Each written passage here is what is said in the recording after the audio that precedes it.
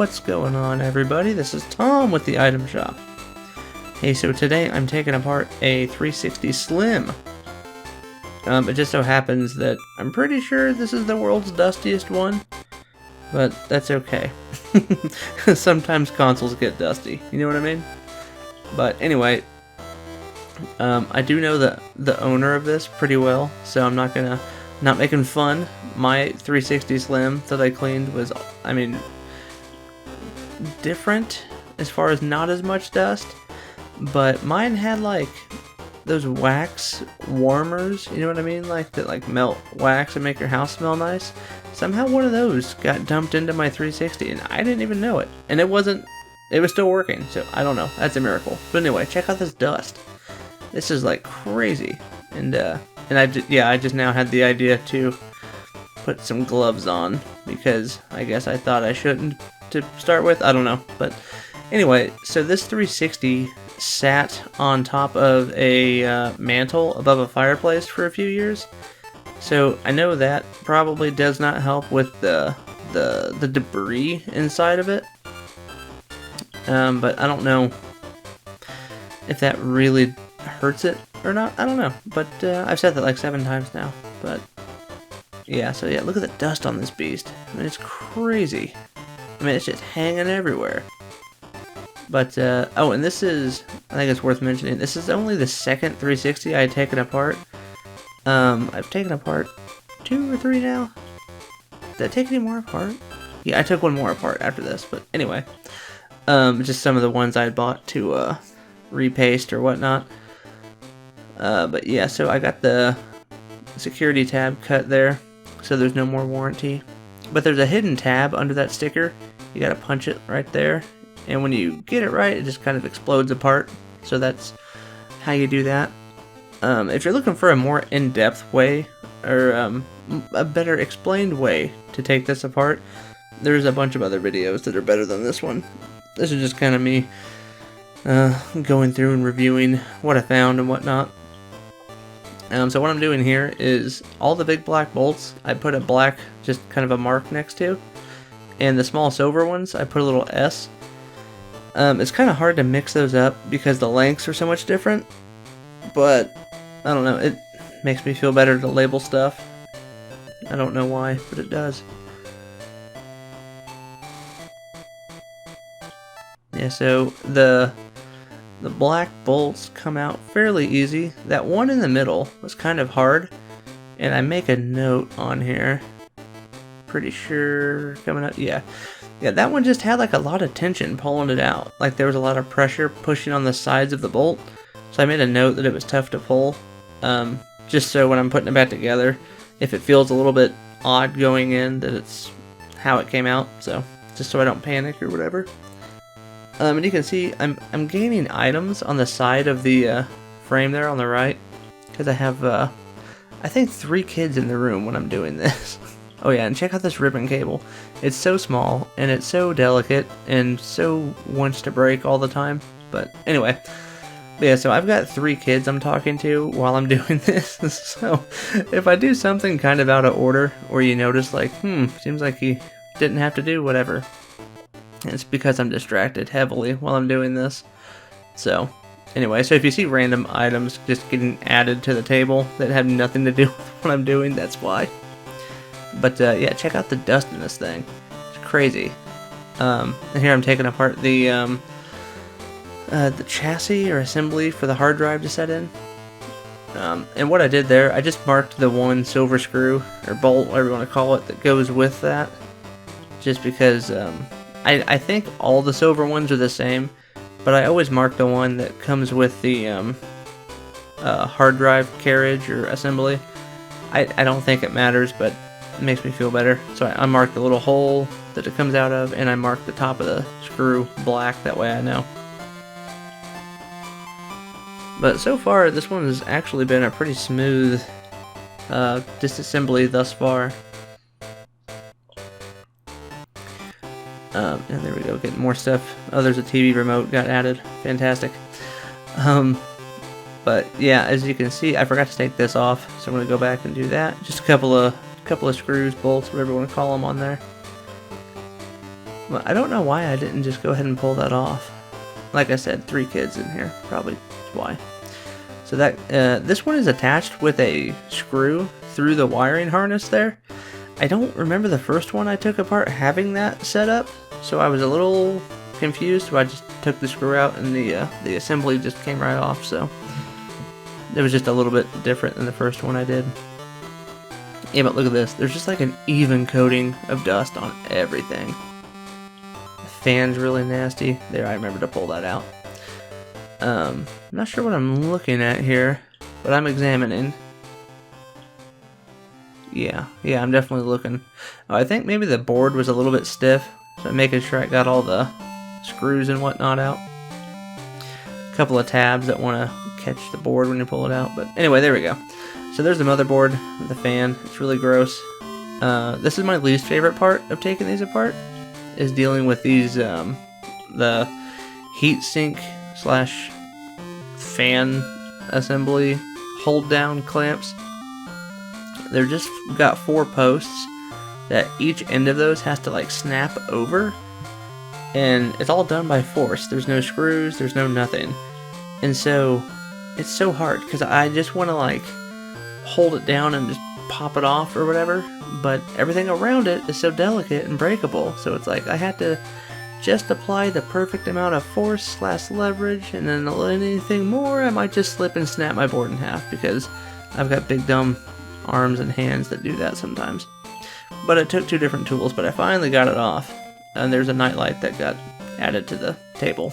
But look at that, that's so gross in there. Yeah, and the thermal paste, I don't know much about thermal paste. This one seemed pretty dried out. It wasn't having any issues overheating when I tested it beforehand.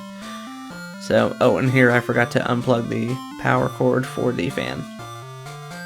But yeah, there's that. Like I said, the thermal paste was pretty dry, but I could like smear it with my gloves, so I don't know. I went ahead and changed it just because I have the paste, so I'm gonna go ahead and do that. Oh, and when you're taking these fans off, it seems like they didn't really thread the aluminum, and so like when you put the screws in, you're kind of re-threading it. It's weird. Anyway, you can see now my camera angle has changed because I just went and blew out all the pieces and whatnot with the little vacuum thing, so everything's relatively dust free.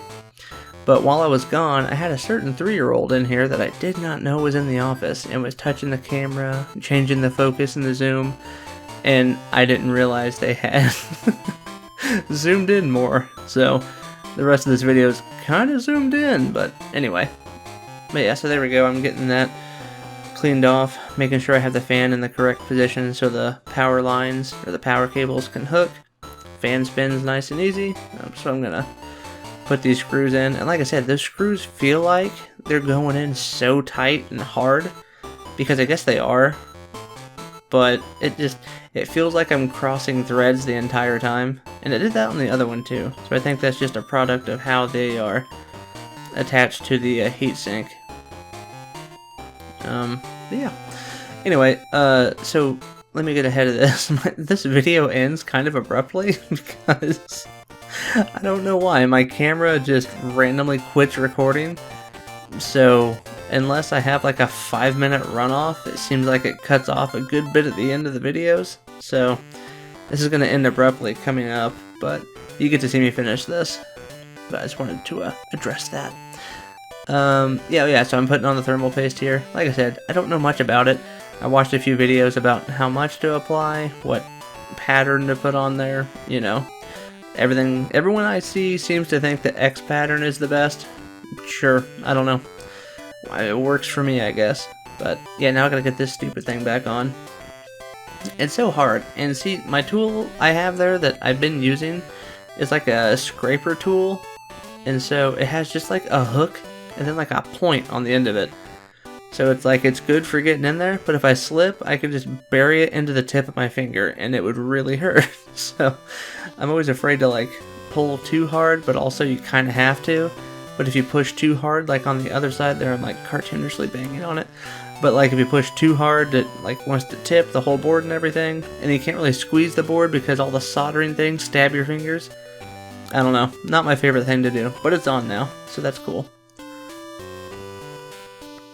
Yeah, and here we're just trying to make sure this is set in all the way.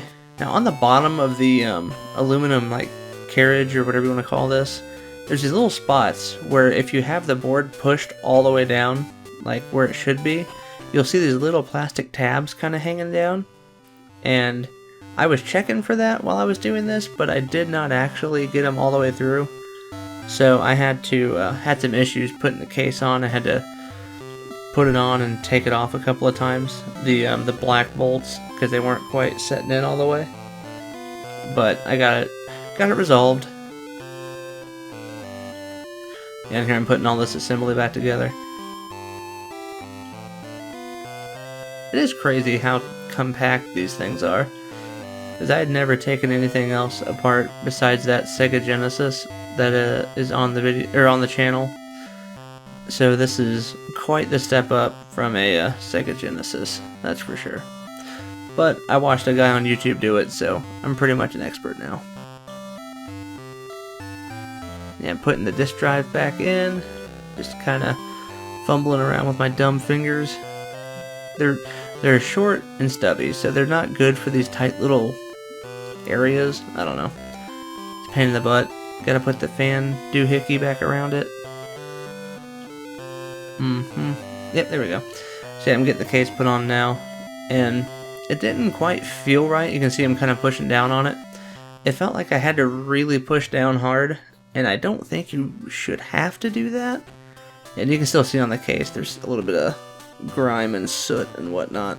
So I ended up not listing this one on eBay, just because when I was testing it after I put it back together, everything worked fine, but the fan just kind of made a noise, like a knocking noise, or like it was wobbling or not balanced. So I'm probably gonna have to take it back apart at some point, and give it like a better deep clean than I gave it, because there's still some dust on the inside, you know what I mean? Nothing like it was, obviously, but yeah.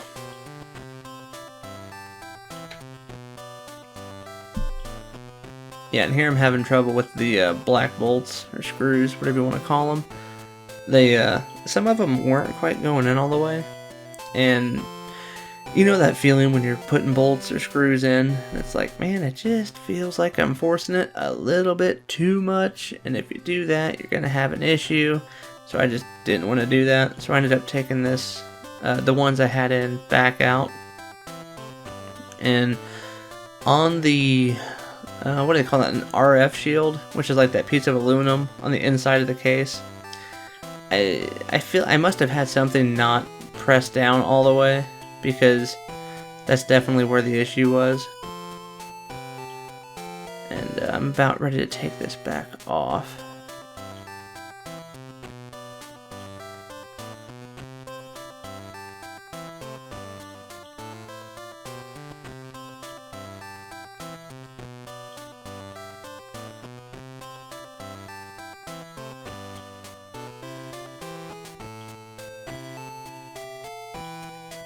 Yeah, okay, so the issue was with this one here.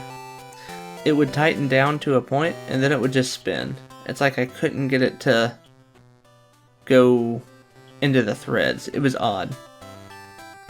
It would be like if you shoved a bolt most of the way through, and then you could push it to make it bottom out, like where it would be tight, but it was just like springing up. There was nothing, there was no, it was like there was no threads under it. So I was kind of concerned I had broke something off the board, like a post or something that the threads go in. But I didn't see anything there, and I'm gonna flip it around, take a peek here at this, make sure I didn't mess something up. Oh, there's my dumb face. Hello. But yeah, it turns out I didn't. I don't know what the deal ended up being, but when I put it back on, it went back on just like it should. So I'll take that as a small victory. But yeah, we're coming up on the end of the video because my camera cut off. But if you like what you saw, hit the like button, subscribe, come back for more stuff. Hopefully I don't have malfunctions. But this was just one more step in the journey all the way to having my own store. So, we'll see you guys next time. Bye.